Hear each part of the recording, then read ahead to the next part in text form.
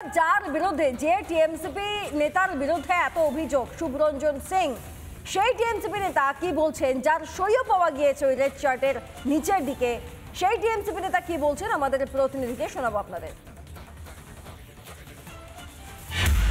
আপনার নাম শুভরঞ্জন সিং, আপনি কোন পদে আছেন এখন? আমি নওয়াপাড়া বিধানসভা তৃণমূল ছাত্র পরিষদের প্রাক্তন কনভেনার। আপনি এই পোস্টটি দেখেছেন, এই অর্জুন সিং যে পোস্টটি করেছে, আপনি তার সে ব্যাপারে অবগত?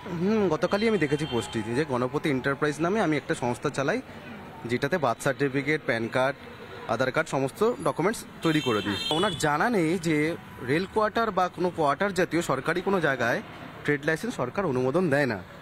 তা উনি না জেনে একটা ভুল তথ্য তিনি মিডিয়ার সামনে বলুন, নিজের সোশ্যাল মিডিয়াতে বলুন, প্রকাশ করছেন। তাহলে এইটা বলছেন আপনি ফ্রড? একদমই ফ্রড।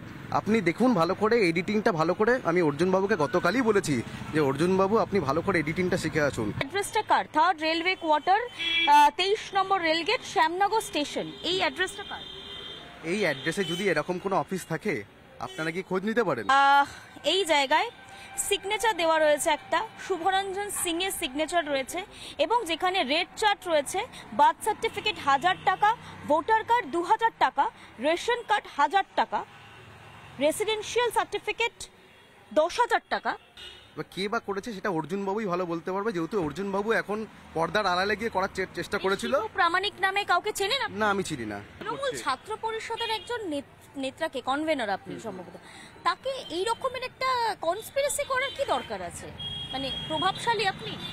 না, আমি কোনো প্রভাবশালী না। আমি আমার এলাকায় দেখবেন আমি সাধারণ একটা মানুষ, সাধারণভাবে চলা জীবনযাপন করতে আমি ভালোবাসি। আমি কোনো প্রভাবশালী না। দলের সিগনেচারটা কি আপনার যে থার্ড পেজে যে সিগনেচারটা রয়েছে, যেটা অর্জুন সিং এর পোস্টেও রয়েছে? না, আমার সিগনেচার না। না, আমার সিগনেচার না। তার জন্যই তো আমি কমপ্লেনটা করেছিলাম যে আমার সিগনেচার ফরজারি হয়েছে। শুনেন আপনারা শুভরঞ্জন সিং এর বক্তব্য। এ রাজ্যে বারবার অভিযোগ এসেছে অনুপ্রবেশের, এ রাজ্যে বারবার অভিযোগ এসেছে যে টাকার বিনিময়ে ভোটার কার্ড, আধার কার্ড, রেশন কার্ড ইত্যাদি তৈরি করে দেওয়ার। এবার তো একেবারে টিএমসিপি ছাত্র নেতার বিরুদ্ধেই অভিযোগ উঠছে। এই গোটা ঘটনায় বিজেপি বিধায়ক শঙ্কর ঘোষ কি বলেছেন শোনাবো আপনাদের। দেখুন, অর্জুন বাবু প্রাক্তন সাংসদ, দীর্ঘদিনের জনপ্রতিনিধি। তিনি জানেন যে তৃণমূল কংগ্রেস আসলে একটা ব্যবসায়িক প্রতিষ্ঠান।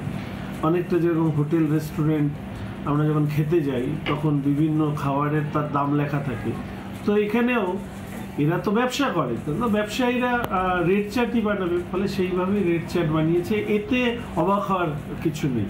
তবে দেখতে হবে এই রেড চার্টের মধ্যে দিয়ে সরকারি স্তরে কি ধরনের ব্যবস্থা এরা করে দেয়, তাহলে সেইগুলোকে ধরে যারা এই ব্যবস্থা নিয়েছে তাদের বিরুদ্ধেও যেরকম ব্যবস্থা নিতে হবে, আর যে বানিয়েছে তার বিরুদ্ধে কঠোরতর আইনি ব্যবস্থা গ্রহণ করতে হবে। নানা ধরনের কন্টেন্ট দেখার জন্য লাইক করুন, শেয়ার করুন আমাদের ফেসবুক পেজ, সাবস্ক্রাইব করুন আমাদের ইউটিউব চ্যানেল। পাশাপাশি অন্যান্য ব্রেকিং নিউজের জন্য অবশ্যই চোখ রাখুন রিপাবলিক বাংলায়।